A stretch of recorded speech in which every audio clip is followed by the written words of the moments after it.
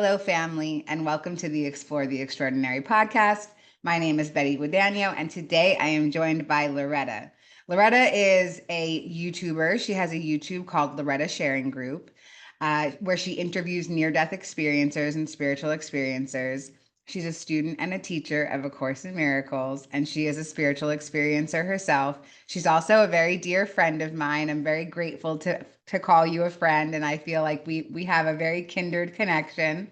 And I'm very excited to introduce you to the IANDS audience and to give you a platform to share about your experience and to have a conversation about all things spiritual today. So I'm going to toss it right over to you and give you some space to share. Thank you for your willingness to serve our community. Yay! Thank you so much. That was a beautiful introduction. Thank you for the invitation to your platform, Betty. I'm excited. All my teeth are showing. Okay, I'm excited.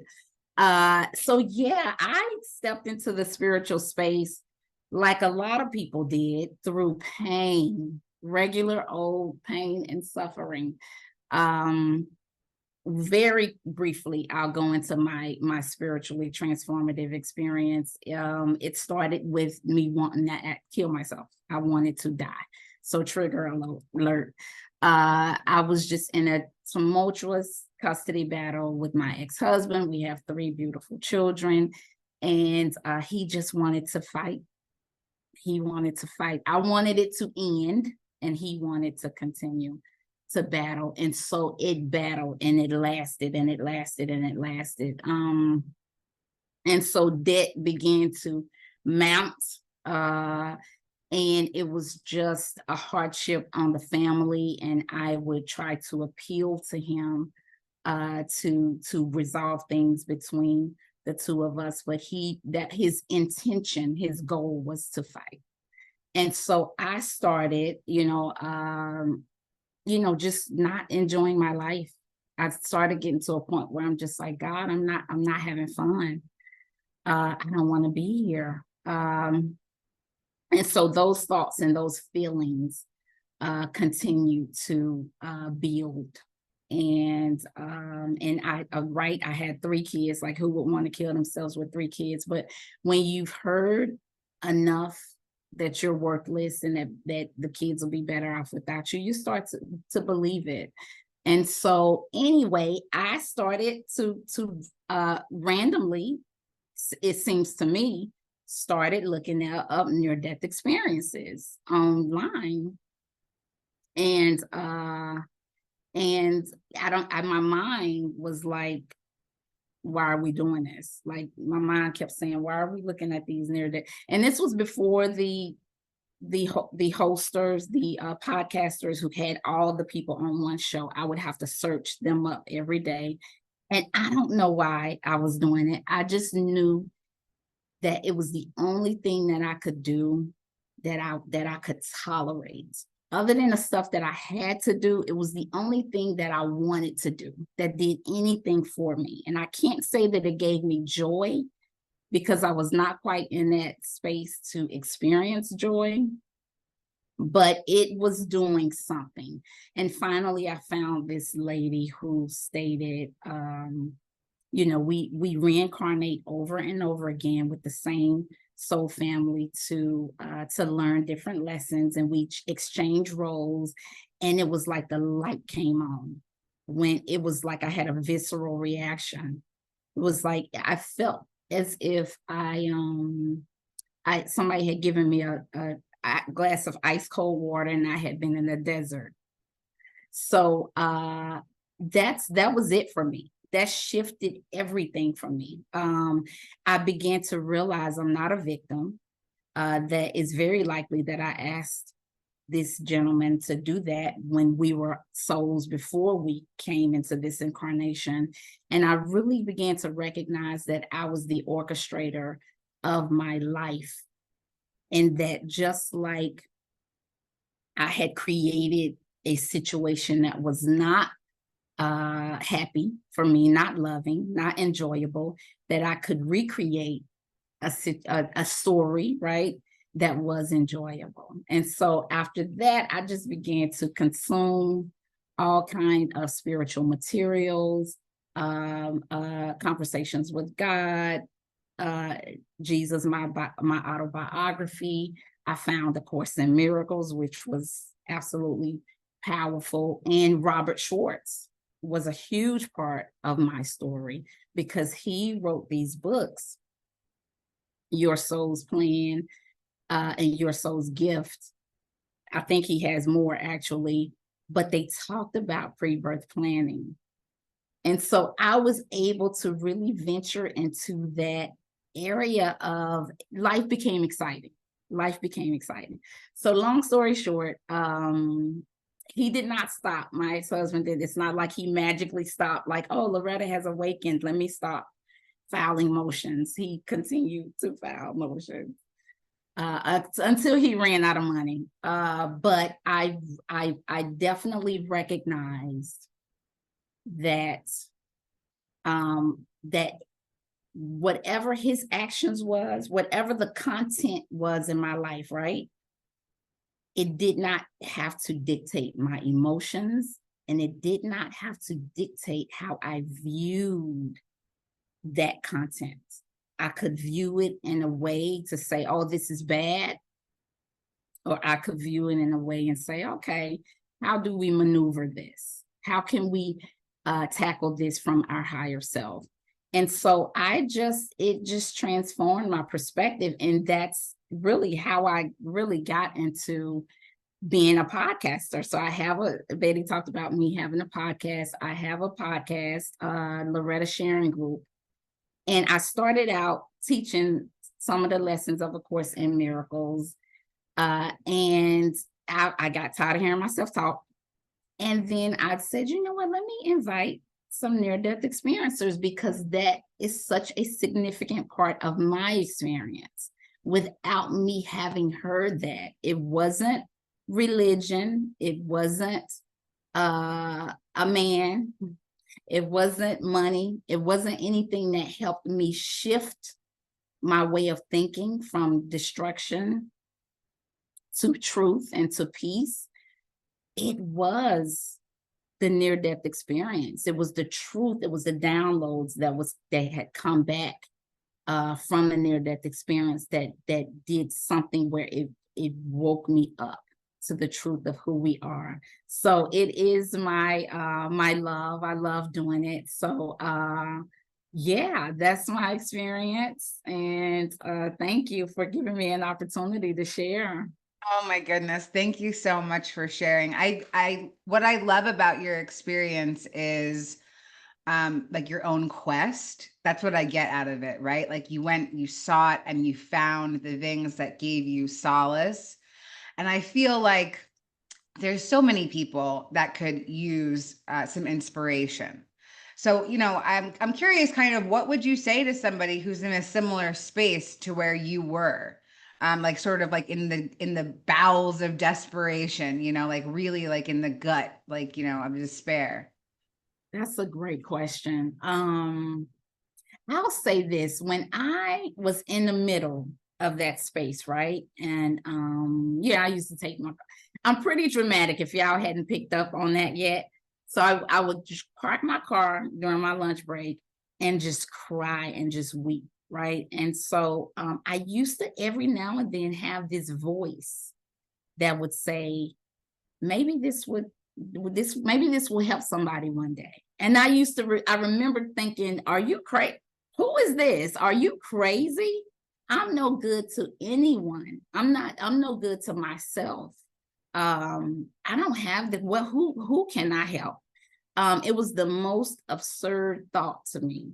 But hindsight, it's like, wow, I do believe that was my guides, my angels, source, whomever, whatever name we want to give it, trying to somehow get in to shift my way of thinking. And so what I would say to anybody who is in that space of desperation, first of all, I would like to share with the collective that we have to shift the way that we respond and react when people are honest with us about wanting to not live. We calling the hospital and having them locked up in a white room is not effective. It's not love. This is, people often don't talk about suicide until somebody has already done the deed. Why? Because people don't feel like they can come to anybody with that. And that is a problem. We want to be in a space where we are approachable to people and that we have a sense of non-judgment. So getting that out of the way, what I would say to people who are in that space is go to someone whom you trust and share your feelings. I think back when I was in that space and I just shiver. I'm like, what if I had, like, none of the kids go to see their father at this point. They all got to a point where it was like, no. So what if I had done that deed? I would not be, they would have had no choice but to stay with somebody who was not loving to them, who was not resonant with them. And so I look at where I am now and it's like, thank God that I was able to shift the way that I was thinking. And I just would like to say, hold on, don't put violence against yourself. You know, to kill yourself is to enact violence against yourself. Just stay the course. And if you are able to, once you start to have thoughts that take you down that path, and we all have been there, where we start to have these thoughts and we have a thought and we feel bad, and then we have another thought and then it just builds. And the next thing you know, our vibration is just on the floor. If you can, try to separate yourself from that thought that does not serve you. So, for example, if you think, I'm just alone, which is what I thought. I'm alone. My family's not here. I'm battling with this guy. He's not going to end. I'm alone. So what happens is we think a thought and then we feel bad, right? And we think that we feel bad because the thought that we thought was true. But I have found that that's not why we feel bad. We feel bad because the thought was not true. We are off track of love. We're off track of truth. We are all made of love, right? And so when we think a thought like, I'm alone, which is absolutely untrue. We're all surrounded by source, angels, archangels, ascended masters, higher, we have all kind of non-physical beings around us. We're never alone, whether we like it or not. We're never alone. So that thought is not true. And so if you think a thought and you don't feel good, I always tell people your feelings are your compass. So if you don't feel good after you've thought that thought does not serve you. And when you are in a state of depression, you're constantly thinking, you're constantly married to your thoughts, right? I just would encourage anybody who's severely depressed and are having those thoughts, just every now and then take the opportunity to separate yourself, the essence of who you really are. You're not your body, you're not your thoughts, you're not even your emotions. Separate yourself from your thoughts. It could be where let me go outside, let me get some sun, or let me admire a flower, or let me go to the beach and just sit by the water. Let me, anything that will break you and those thoughts, because we're actually not our thoughts. And if you separate the beauty of who you are, the essence of who you are, from lower vibrational thoughts, then you will begin to make higher choices and you will begin to be happier. So just try it, y'all. Try it. There's always hope. There's always a way. And I also want to encourage you that those of you who are struggling with that, man, you have so much power available to you. Your story is significant, and it's going to reach people who suffer from these things similarly. You're going through this darkness for a reason. And how dark it is, that's how light it'll be. I never imagined that I would be doing anything like this. And so I always just think back and say, thank God I just stayed the course. Thank God I stayed the course. So I know that was a long answer, but No, thank you. I feel so inspired right now. I'm like, okay, yeah, thank you for that so much. And I'm not in a place where I'm necessarily being challenged by anything in particular, but like even just hearing that in general, thinking about the times in my life where I was in like a really, really dark place, or maybe times in my future when I will be also in a dark place, like I can hold what you just said with me. And like we have a saying in the collective, it's always darkest before the dawn. And it sounds like so cliche, and it almost sounds like you're writing someone off when they're experiencing like some challenging emotion. But it really is true. Like that's the process of alchemy.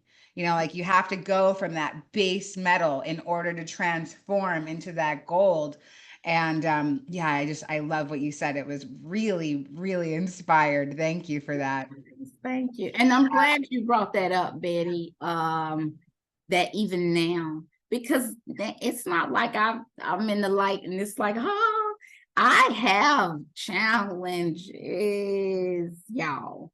I have days when I wake up and it's like, but then I take a shower and it's like whatever works for you. But no, that's why we're courageous. We are courageous, y'all, for being here. I always say there are parts of God that will not incarnate on this planet. There are parts of God that are like, no, thank you. Only the most courageous parts of God are willing to go through this exercise, this experience. And from my understanding, it's never been done on this planet. Like we are embarking on areas that have never been done. And so y'all, it is an exciting time right now. Do not check out. We fought to be here. We wanted to be a part of this ascension process. This is an exciting time. So hold on, and there will be days, but hold on, do not let go. Reach out to me, email me, go to my, whatever. Just do whatever that feels good to you to feel better. All right, I'm done. I love it. Yes, thank you for sharing about that. And yeah, like know that there's support, we have sharing groups at IANDS Yes. online. So like if you feel like you're in a place where you need support, like you could always pop into a sharing group. Loretta's information will be underneath in the liner notes of this video, my information as well. And it just starts with that. You know what I mean? Just like one person who's just willing to listen. It's not about like fixing or controlling or managing anything. It's just like sometimes you just need somebody to listen to you. And that's part of our purpose anyway. That's like what we're here to do. So, and I know that there's so many others as well. You mentioned something about the ascension process, which is like one of my favorite things to talk about too. And I'm curious if you'll share, your conceptualization of it, what it means to you. Tell the audience if they've never heard of it before. So I'm just collecting information, y'all. But from what I understand, like I've heard very often from non-physical high vibrational beings, people who channel like these collectives or whatever, that this is the end of a spiritual season. That now it's almost like graduation. So what does that mean? So how I've understand it to be is there are things that we've all been working on for many lifetimes, and those are like the thorn in your side. And I've had several. And they're things that we've worked on many lifetimes, right? That we've tried to master, perfect, heal. And from my understanding, this is the lifetime where it's like, no, this is it. I'm ready to be done with this issue. I'm ready to evolve from this area. And so it's kind of like a graduation. I also understand, Betty, that I just had a guest who talked about this, that those people who will not graduate, right? No one is left behind. What will happen is they will incarnate again, and they'll be like in the top of the class, right? So people who are here and don't get the diploma or graduate, that then, you know, the cycle continues, the life continues, and they'll be able, because they've experienced this transformative lifetime, will be able to then kind of be at the head of the class until, and you know, and it's all a process. And it's never ending, y'all. And so that's my understanding. Anything beyond that, I don't know, but I just know it's you know, we have talking about Robert Schwartz, we all have life challenges, and those life challenges speak to specific things that our souls wanted to master. Wow. Yeah. Thank you for sharing about that. That's a very interesting, what the person said the other day about like I interpret it as the 5th-year senior coming back with like a leg up. I feel like that might have already happened a couple of times for me anyway.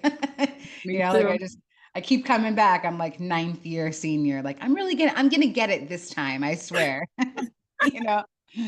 Yeah, let's talk a little bit about pre-birth planning. Because I know that we've both read Robert Schwartz's books, and we both have this very deep resonance with the fact that we planned our lives. Um, and you were talking about the challenge with this one particular partner in your life. Mm. I'm curious if you have any sort of thoughts around why you would have picked this partner. Like, what is it that keeps you guys incarnating and playing these roles for each other? So I love that question. I love that question. Yes, girl, look. So once I woke up, right, I read Robert. I just consumed. If you could physically eat something, I would have done it. I consumed Robert Schwartz's books, in addition to other books. And when I realized the concept of pre-birth planning, I was so exciting. And so anybody who's read his books knows that he leveraged psychics and mediums to do it. So literally, y'all, he goes into he interviews a person who has a particular challenge. He gets a medium, two actually, and then they go into their pre-birth planning, which is phenomenal. And so it's the challenges can be like, one girl was deaf, somebody else was blind, drug addiction. He addresses all different topics. So of course, when I read this, I was convinced, y'all, that I had kidnapped this man and killed him in a previous life. Like, I was convinced that I had done something so atrocious with him. And I'm like, what did I do, you know, to have this kind of energy? So I hired one of the mediums in the book, and she was not cheap. I hired her, but it was worth it. It was my survival. Okay. So I hired her, and I say I hired her. We had a conversation. She did her meditation, and she told me, she said, you all, we do reincarnate. Betty, you're right on. We do reincarnate a lot. This was the first lifetime that we were actually romantically linked, though. We were in a lifetime in Germany. He was a foreigner. I do not remember what country he was from, but he was a foreigner, and both of us were in the arena of healing. He was like a doctor. I was some kind of way, his work assistant, something. And because he was a foreigner in Germany, his colleagues did not respect his work. They did not respect his work. And working with him, I saw the pain. I saw the hurt that he was in from not having his, because he worked very hard, from my understanding. And so I was kind of just there for him at that time.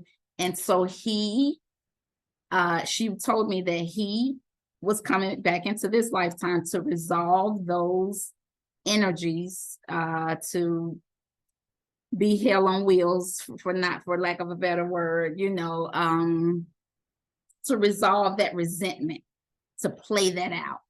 And that he asked me if I could be its comfort or something, some kind of language. And that I agreed. But I told him, I said, for a little while, just for a little while. And you have to give me my 3 children. And we made this agreement. And everything that she said resonated so deeply, because it was like, I had 2 pregnancies. I have a set of twins, and I have now a 21-year-old.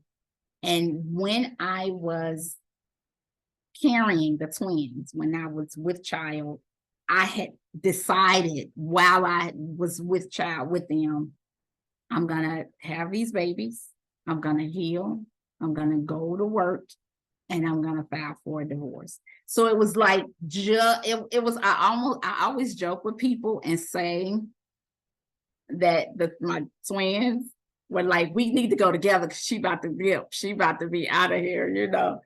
So it was very resonant. So yeah, that's and then I've expressed that, we have to have people that are willing to play these roles for us. I needed a catalyst that would push me so far into the dark that I would wake up. When we're comfortable, when we kind of we have a loving husband, we have children and a white picket fence, there's nothing to wake us up from our slumber. Everything is nice and comfortable, right? Like we like to be, right? We all like to be happy. But there are people, there are souls that have to be willing to say, I will be that energy for you that's going to make you so desperate. It's going to convince you that you are small to such a degree that you will actually think the only option that you have is to take your life. And so for that, I'm grateful to him. I'm grateful to him. It's been tough. It has been tough, but the beauty of those books, everyone, and if you feel called to, please get them. They're amazing. The beauty of pre-birth planning is it enables you to see the higher picture. You look at everything from the higher perspective, and it reshapes how you look at it. And everything is about our thoughts. Everything is about our perception. So if we perceive ourselves as powerful beings, then we will create in that way. So that was the story behind that, girl. I love that. I love the vision of like the twins in heaven, like, oh my God, we got to get down here now. Like, yeah, this is the end timeline. We got to do it. She's about to dip. She's about to get out. I was, yes. Yeah. Well, also, like while you were sharing that, I was thinking your contract was complete, so like, of course you were ready, like, because you came in contract, you said, I want my 3 children. And then while you were with them, you said, okay, our contract's complete. Now I can walk away from the contract. I never thought of that. Oh yeah. Yeah. That's the first thing that popped into my head. It was complete. Yeah. Wow, I love that. And, I think that gives that also the conception of this also gives me a lot of freedom in when I have like that very strong intuition that something is no longer for me. It could be because a contract is complete. And there's many situations in my life where I'm like, can I be done with this already? Like, who's the person in charge? Like, I need to tear this up, shred this, and set it on fire. Like, I no longer want to be involved in this contract. But everything is always happening for the highest good. Even if my ego does not perceive it and perceives a challenge, my spirit is always enabling such growth for myself. And I love the idea of taking charge, like not being a victim to the circumstance, but saying like, okay, some version of me did this to myself because it knew that I could get through it. and Yes. maybe for no other reason other than that, and to just sort of step into that power. And I love, Betty, hearing your story, like you've been on my show. It's so similar. The only difference is I didn't have like a near death. Um, but I love how pre-birth planning kind of freed both of us, right? Like you were able to get that information that what I chose this. And I was able to get that as well, so it makes me think about the scripture that says the truth will set you free. It's just knowing the truth and being freed from that whole perception. I love that. Yeah. Also, in A Course in Miracles, in lesson 158, it says the script is written. Mm, So for me, that gives me a lot of peace as well. Like, it mm, not only do I have this very deep knowledge and, slash belief, but knowledge that I planned my life, but it also is reflected in some of the spiritual teachings that, I individually yeah, follow. yeah. Yeah, and the freedom of, also the thing that I'm thinking about is the acceptance, practicing the spiritual principle of acceptance, because I do not Mhm, want to believe that I chose trauma in my life, that mhm, I chose abuse. Like, I don't want to believe any of that. mhm, My mhm. soul knows it, but my human cannot understand it. And so for me, practicing that spiritual principle of acceptance, because I hear so many people, I see comments on people who talk about pre-birth planning. People are like, no way, there's no way that I would choose this. That's evil, that's terrible to think. Like, and they go to like very extremes, like, what about children that die, what about the Holocaust, like all of these things. What do you think about that? Like, people who, yeah, have like such a resistance towards acceptance towards this. That you asked awesome questions. Let me just say, um, I'm glad you brought that up. What I think about that is if one can step back with what Betty just said, right? What about children? What about the um I think if you can just step back and just consider that you may be God, that we may have chosen these lifetimes, and that there is a divine purpose. There are no victims. One of the lessons of A Course in Miracles is I am not the victim of the world I see. We are not victims. And so in the example of children, which is tough, right? It's tough to think about, to conceive of. And I think about it with my own children. There are times when I used to be like, oh my gosh, I feel so bad. I got involved. I married this man. He was a horrible father to them. And I've made my children have to have this experience. But what I've realized is that they had pre-birth planning as well. And just like I chose my parents, they chose their parents. And also on a certain level, and we are in this realm, this illusion of separation, but it is an illusion, right? We are not these bodies. And so there is nothing that can happen to us outside of the soul level agreement. And on some level, it's very difficult to understand because we don't even really understand our own stuff, right? So it's difficult to understand why a soul would want to have an experience. But not to say advocacy is absolutely important. If something is in your realm of experience, you are uh, around abuse, you see someone abusing a child, you see domestic violence, you see any kind of abuse, absolutely, you are around it. So it is your job to do something about it. So we absolutely have to be compassionate and use our powers to change that, because that's a part of why it happens too. is that the collective allows it. But to a degree, as souls, we have chosen certain circumstances. And I think about my childhood. I mean, you know, it was beautiful at times and it was tragic at other times, but I recognize I chose this life. I chose these parents. And many of our parents are, you know, were unconscious. This is a new thing. This awakening thing is new. That's why it's so exciting. And so I would say to those people who say that, get Robert Schwartz's books.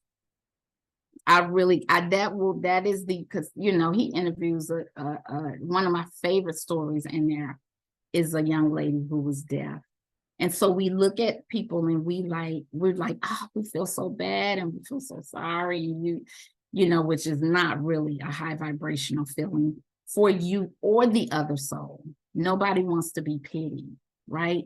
So, but to say, what is the soul level reason? And his books give you an opportunity to consider what the soul level reason is. And in that particular story where the woman was deaf, in a previous lifetime, she had heard her father not her father, but her mom's boyfriend shoot her in a previous lifetime. And she said in her pre-birth planning, I don't want to ever hear that sound again. I want to be born deaf. And this will be a lifetime of healing for me. So we may look at her and think, oh, that is so awful. But to her soul, it's like, no, I chose this experience. I wanted to heal in this lifetime, and this is healing for me. So it's important that we don't judge. It's really judging, you know, even if it feels like it's, you know, a nice judging, it's judging. And just, you know, just to recognize really seeing God in everybody. It really is seeing the God in everybody. You know, get those books, man. If you really struggle with that concept, get those books. Yeah. Thank you for sharing that. This scene brought to you by Robert Schwartz. Just kidding. Yeah, I know, right? Robert, you need to come on my show. You need to come on my show. Yeah, I'm so grateful for you. I love that response because it's a really challenging question to talk about things that seem so dense and like incomprehensible. Like there could not be a creator that would allow things like this to happen. You know, like makes you question like everything in the whole universe. But when you step into the awareness that perhaps we are co-creators with the divine, then it takes away all of that baggage, that denseness to the experience. And it's such a, for me, it's such a better point of view to live in. You know, like even if it's not true, which it is, but even if it's not, I'll remain open-minded. My life is lighter, it's freer, it's happier because I have this awareness. Why wouldn't I want to live with an awareness like that? Yes, that's a good point. Great, excellent point, Betty. Yeah. Even if it's not true, quote unquote, right? Even if we say this is not true, which it is, to look at life like that. Think about how you could recreate your life if you have that perspective. I mean, we are both testimonies to the fact that a whole life can be recreated just by being aware of this belief. Yes. So yeah, it's such a beautiful one. I'm so grateful for you. I love chatting with you. I always do. I'm curious if there's anything else that you would like to share to feel more complete about our time today. I just, what I would like to share is just, you know what, be patient with yourselves. That's what I want to share. And because that's where I am in my life, is being patient with myself. Treat yourself as you would a baby. You would not be impatient with the baby if it was trying to walk. You wouldn't say, why haven't you figured this out yet? You would hold that baby and kiss them and be so proud and call all your friends and family and be so excited she tried to walk. And in that same way, treat yourself with that love and that compassion and that patience. This is new, everyone. This has not been done before. This is a new space that we are all embarking on. And so even if you encounter people with beliefs that are different from yours, remind yourself we are all working our way up the mountain, and figuring it out as we go. And we are all courageous souls. And so that's what I would like to end with. And thank you again. This was so high in vibration. I could talk for 2 hours. Thank you so much. I always see the light shine from you, Betty. Like it just shines through your form. So I love what you're doing here. This is beautiful. And thank you so much for inviting me. Thank you so much. The light that you're experiencing is a ring light, but no, I'm just kidding. Thank you for the compliment. And again, thank you for your willingness to serve our community. And yeah, we'll see you next time. Bye, everyone. UAV.